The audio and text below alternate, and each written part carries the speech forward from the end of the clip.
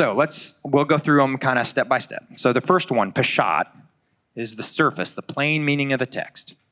What we mean here is just the simple, direct, natural reading. Like I said, the story about Abraham is the story about Abraham. And the commandment, do not murder, means do not murder, and so on and so forth, right? This isn't always literal. We want to allow for word pictures and metaphor and poetry and all that kind of stuff, but it is the plain, straightforward meaning. And this step is foundational for everything else, right?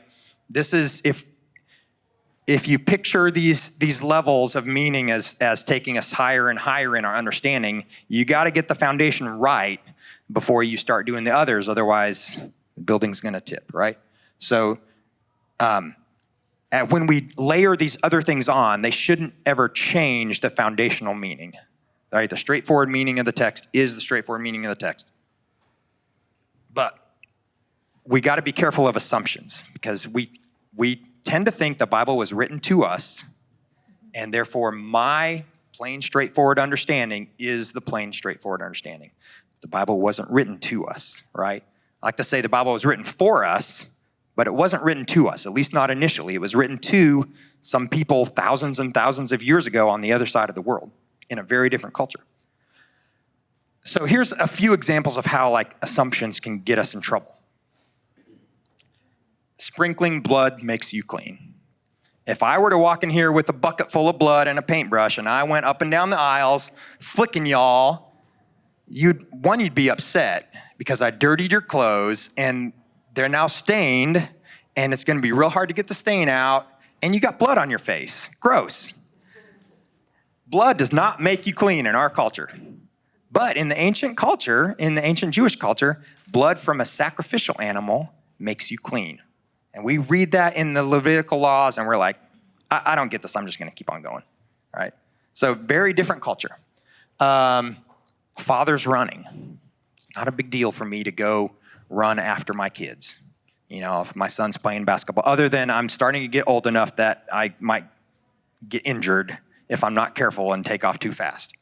But in the ancient world, if a father picks up his robe and starts running, it's like, you don't do that. That's very undignified. Jesus tells the parable about the father and the son, and the father goes and runs after the son as the son's coming in, and we don't think anything of it, but in their world, that was a very big deal, right? Assumptions about normal surface level reading. It can be as elemental as, what does it mean to exist? When you and I talk about existence, we tend to think about physical and material properties. If we're going to talk about, tell me about the frog. Here's the frog. Tell me about the existence of the frog. We're going to start describing its skin and its bones and its muscles and its arms and its legs and its color and its eyeballs. And in the ancient world, physical material properties were kind of secondary at best. They thought about existence as being place and purpose. So if you asked an ancient Israelite to tell you about the existence of the frog, they're going to tell you about the frog's siblings and the frog's parents and the frog's friends in the pond and what it ate for dinner and the kind of conversations that it had and what its life was like. What did the frog do? We don't even think about that, right? The way this plays out is when we read Genesis 1 and 2, there's two creation stories in there. The first creation story starts with a giant ocean abyss. The Spirit of God hovered over the waters of the ocean abyss. And then the second creation story starts with a dry desert. Hadn't got any water yet. And we read that and be like, guys, this is opposite. These two don't go together. You can't be any more opposite than an ocean and a desert, because we're thinking physical material properties, right? But in the ancient mind, a desert and an ocean are actually very similar. And the way it's similar is because they're thinking about place and purpose. And an ocean and a desert are both places humans can't live. You and I can't live in an ocean. We can't live in a desert, not without major help. And so both of those represent like non-life, places of death, places without life. So it makes sense for creation to start. God starts creating out of nothingness, out of non-life into life. So for them, a desert and an ocean doesn't matter. It's the same thing.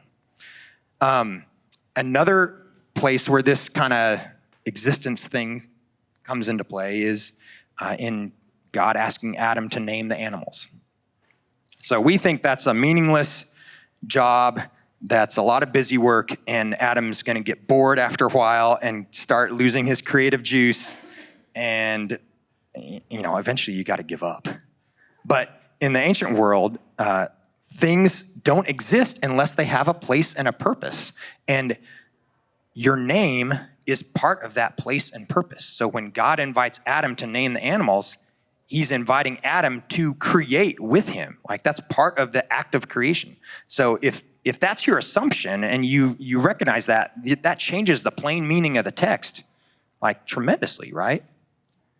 So how do we learn this? Because this is a very different thing for us. Luckily, there's lots of scholars who spend their whole lives studying the ancient culture, and there's books and podcasts that can help us kind of get that Peshat surface level meaning a little bit dialed in a little bit better. So here's some of my books I didn't write these, some of the books that have helped me, and then a podcast that I highly recommend. So the first one's called The Unseen Realm. It's a guy named Michael Heiser wrote it, and it talks about the supernatural worldview of the Bible. So as modern Westerners, we struggle to see things in a supernatural light, but in the ancient world, they saw everything in a supernatural light. So he kind of helps unpack that for us.